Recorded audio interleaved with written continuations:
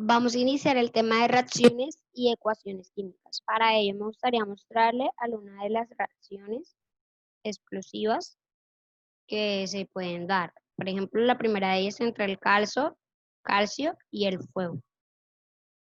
Nosotras acá vemos que la característica común de una reacción química siempre es como un desprendimiento de calor, una formación de cristal, un cambio de coloración. Entonces, cada vez que nosotros vemos estas características, mire, una efervescencia, entonces podemos decir que estamos frente a una reacción química. Debe haber un cambio de composición de la sustancia, de propiedades de la sustancia. Es decir, lo que eran antes ya no lo son ahora, son completamente diferentes. De igual manera, me gustaría compartirles las partes de una reacción representadas en una ecuación, porque recordemos que la ecuación es la forma de escribir una reacción por medio de símbolos químicos, por medio del signo más y por medio de flechas. Entonces, eso es muy importante. Tenemos a los reactivos, que son estos. En este caso, en esta ecuación, tenemos al etanol y al oxígeno. Son las sustancias de partida, las que están antes de la flecha.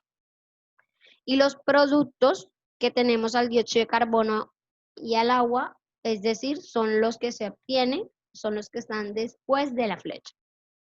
Es decir, que si hipotéticamente en este momento yo les cambiara la posición de la flecha, es decir, les dijera que ahora la flecha está mirando hacia este sentido, estos que están aquí se convertirían ahora en los reactivos y estos que están acá serían ahora los productos.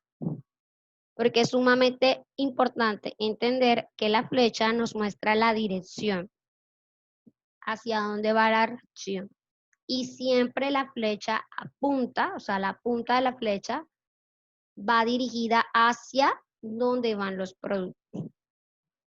Entonces, eso es sumamente importante tenerlo en cuenta. ¿Qué otra parte de la reacción quiero mostrarles el día de hoy? Pues tenemos aquí los estados de la materia o las fases. Entonces, por ejemplo, aquí tenemos que el etanol, esta L que está aquí metida dentro de paréntesis, lo que significa es que está en estado líquido. La G que está en estado gaseoso. S si estuviera en estado sólido, pero hay una última convención que me gustaría que ustedes también supieran, y es que si usted encuentra dentro de paréntesis una A y una C, esto significa acuoso, es decir, que la sustancia está disuelta en agua. Por ejemplo, si yo aquí borrara esta G y aquí abajo le colocara entre paréntesis AC, lo que significaría es que este compuesto que está aquí, que es el agua, estaría disuelto en agua. O sea, aquí queda un poco confuso esa parte, pero, por ejemplo, si lo hacemos con este, podríamos entender que AC, ¿verdad? Es decir, el dióxido de carbono estaría disuelto en agua. Eso es lo que significa AC. ¿Qué otra cosa puntual quiero que sepan aquí? Este número que está aquí adelante, miren. Nos dicen los números de moles, es decir, ese 1 que está aquí, este 3, este 2 y este 3 es el número de moles, la cantidad necesaria para poder, ¿verdad?, saber cuánto se necesita de cada sustancia.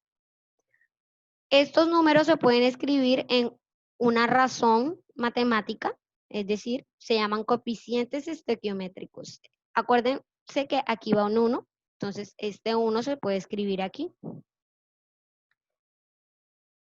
Este es el primer coeficiente estequiométrico.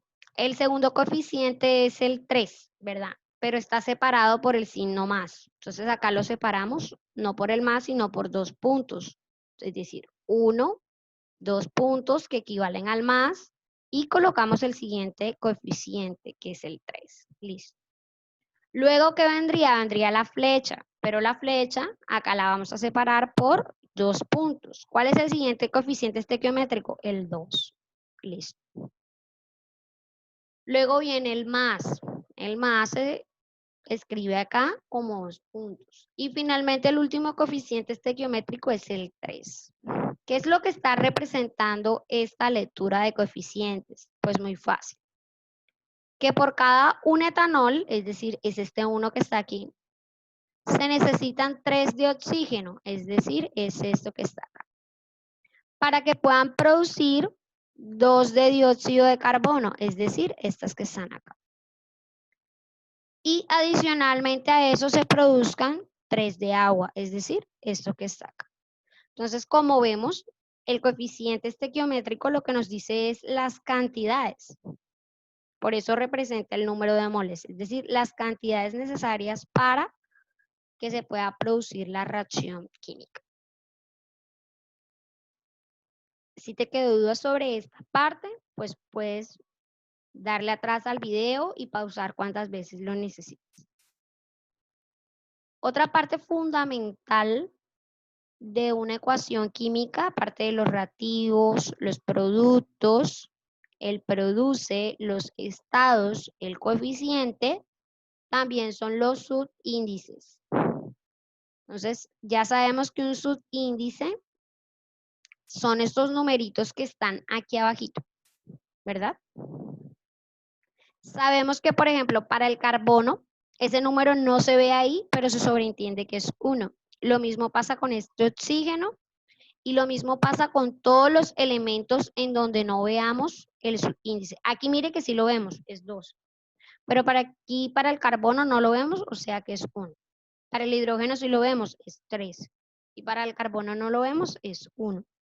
Entonces ya sabemos que esos números son sumamente importantes porque nos permiten saber la cantidad de átomos que hay de una sustancia. Entonces, por ejemplo, si yo quisiera saber cuántos oxígenos hay aquí, yo multiplicaría el 3 del coeficiente con el 2 del subíndice. Y ese 3 por 2 me daría 6, es decir, me dice que hay 6 oxígenos. Y es cierto, porque si yo me voy a la estructura molecular y observo aquí, me doy cuenta que hay 1, 2, 3, 4, 5 y 6. Es decir, que encaja la cantidad de átomos que me dice la gráfica con la cantidad de átomos que me dice la ecuación. Eso es sumamente importante y si ustedes quieren pueden pausar el video y seguir revisando que las cantidades que están aquí en las moléculas, en las gráficas, concuerden con las cantidades que están en la ecuación. ¿Qué otra cosa sería importantísima saber en cuanto a las reacciones? Bueno, acá tenemos una página, es un simulador FEB. Si quieren se los puedo dejar en la descripción del video y además también dejárselos en el Classroom, que nos explica que esto de las reacciones químicas es como cuando preparamos comida. Entonces, por ejemplo, para yo preparar un sándwich, que serían mis ingredientes, entonces los reactivos pues serían 2 torrejas de pan. Y otro de mis ingredientes, es decir, otro de los reactivos, sería una torreja de queso. Y miren que inmediatamente ocurrió el cambio y se me formó un sándwich. Es decir, estos números, estas cantidades que tenemos aquí, pasaron a ser los coeficientes estequiométricos que les estaba explicando anteriormente. Es decir, cada 2 torrejas de pan por una torreja de queso se produce un sándwich. Estos serían los coeficientes estequiométricos. Ahora, ¿qué pasa si yo quisiera aumentar mis cantidades, verdad? Es decir, yo quisiera hacer sándwich para mí y para otra persona más. Entonces, debo aumentar el doble del primer término o del primer reactivo, el doble del segundo reactivo y efectivamente pues voy a tener el doble de mi producto. Y vemos cómo los coeficientes estequiométricos ahora también aumentan al doble.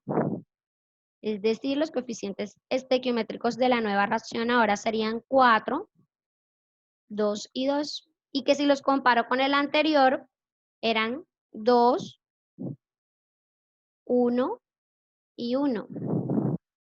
Entonces vemos cómo ¿verdad? Cuando nosotros hacemos el aumento del número de moles, entonces también se aumenta en cada uno de los términos a la misma proporción. Es decir, si aumentó al doble, todas aumentan al doble, si aumentó al triple, todas aumentan al triple. Entonces eso es sumamente importante tenerlo en cuenta. De igual manera, podemos verlo ya a nivel químico, ¿verdad? Entonces vemos acá arriba una reacción que dice que tenemos 2 moles de hidrógeno con 1 mol de oxígeno y se forman 2 moles de helado. Es decir, esos son los coeficientes estequiométricos. Es decir, la estequiometría quedaría 2, 1, 2. ¿Qué nos está invitando al simulador? Pues el simulador nos está invitando a que colocamos las cantidades que nos muestra aquí. Entonces aquí nos dice que hay 2 moles, es decir que hay 2 moléculas. Miren las que aquí aparecieron, las de color blanco.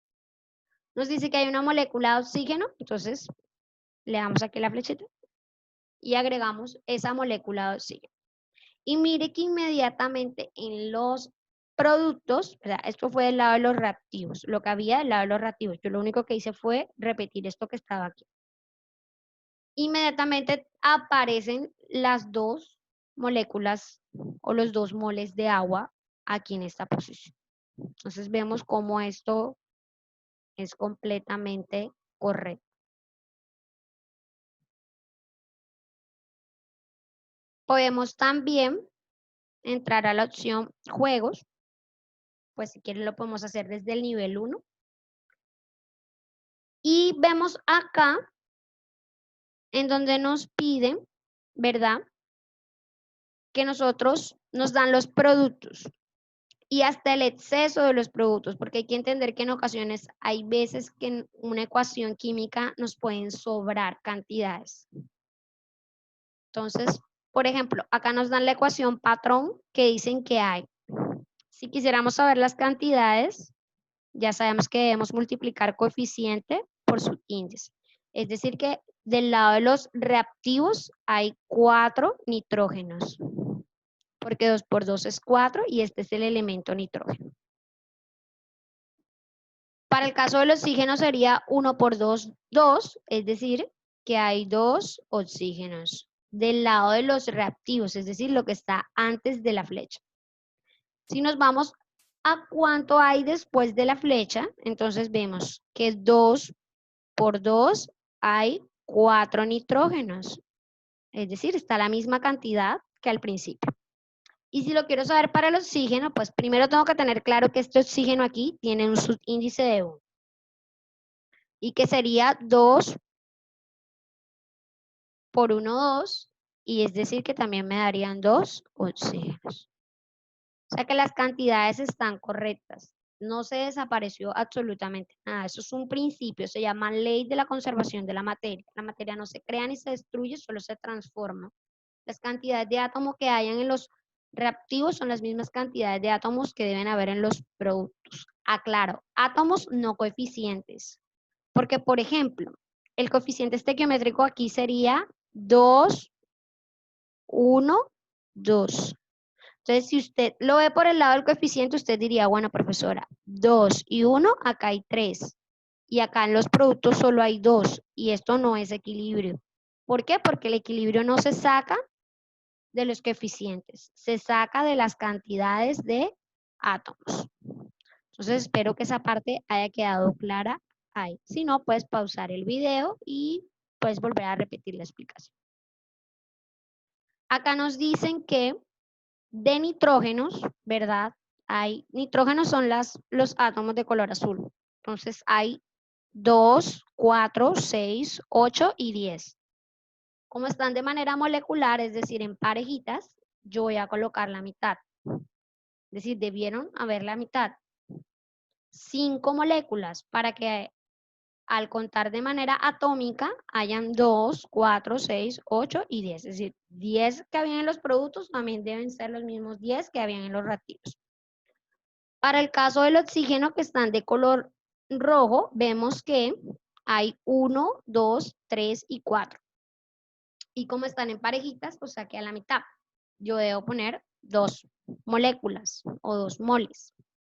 ¿Por qué 2 moles? Porque eso me daría 1, 2, 3 y 4 átomos. Y pues le doy revisar, me dice que eso está correcto y me da 2 puntos. O sea que ustedes también pueden ingresar aquí a la opción juegos y pues seguir practicando. Recuerden que la opción moléculas es para hacerlo con sustancias químicas de verdad y la opción aquí sándwich pues es para hacerlo con situaciones de la vida cotidiana. Ya para finalizar pues voy a hablarles sobre 3 tipos de reacciones. Este primero que les voy a mostrar aquí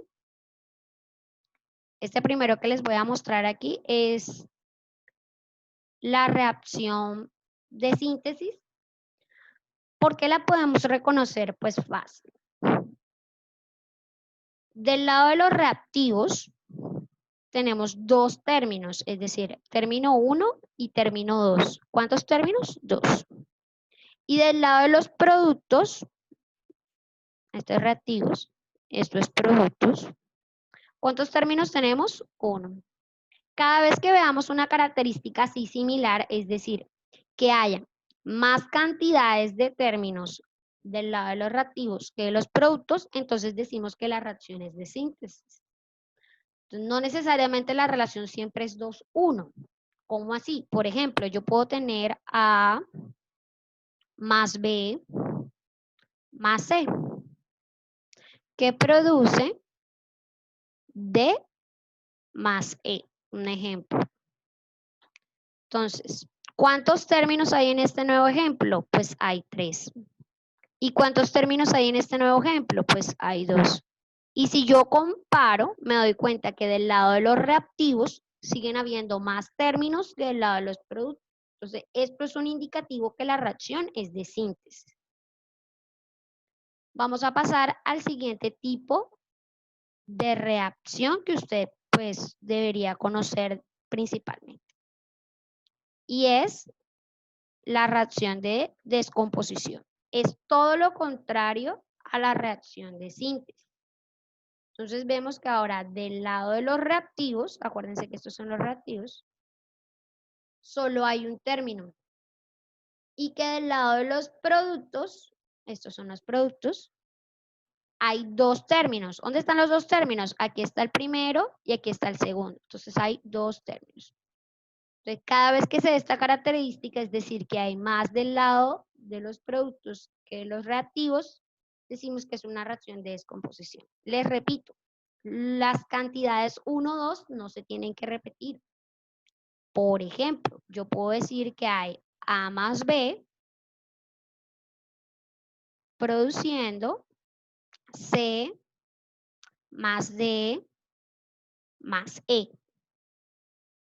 Entonces, ¿cuántos términos hay aquí? 2. ¿Cuántos términos hay aquí? 3. Entonces, si ve, las cantidades no se están repitiendo, pero sí la proporción. Es decir, hay menos del lado de los reactivos y hay más del lado de los productos. Entonces, ahí sabemos inmediatamente que es una reacción de descomposición.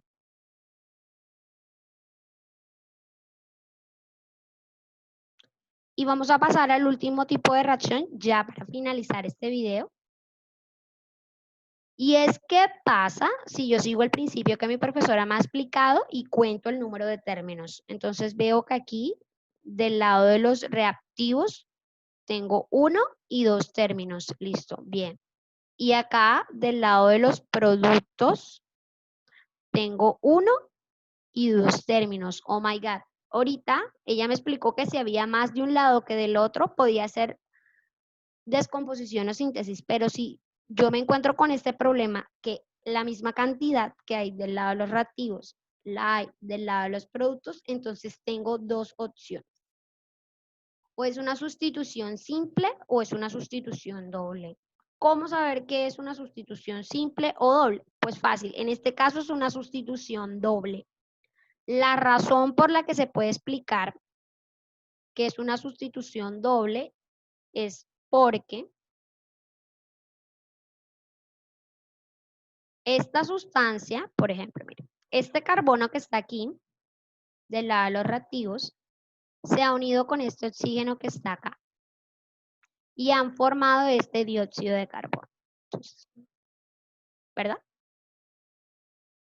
Este hidrógeno que está aquí se ha unido con el resto de oxígenos sobrantes que están acá y han formado esta agua. O sea, como nos damos cuenta, aquí en los productos ningún término quedó solo, es decir, todos los términos quedaron acompañados. O sea, el carbono quedó acompañado por un oxígeno y el hidrógeno quedó acompañado por otro oxígeno. O sea, nadie quedó solo. Esa es la sustitución doble. Ahora, ¿cómo reconocer la simple? Pues fácil. La simple sería más o menos así.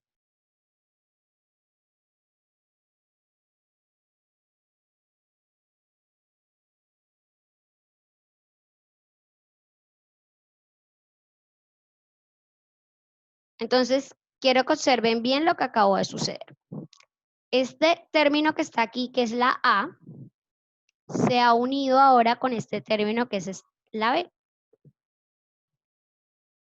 ¿Y quién ha quedado solo? Ha quedado solo la C. Miren, ¿cómo lo dejaron solo? Entonces, por eso esto es una sustitución simple, porque alguien en el producto ha quedado solo. Mientras que en las sustituciones dobles, miren, nadie en el producto queda solo. Nada, chicos, esto fue todo por ahora. Espero que les haya gustado el video. Ya saben que pueden pausarlo en las cosas que no les haya quedado muy claras y las pueden repetir.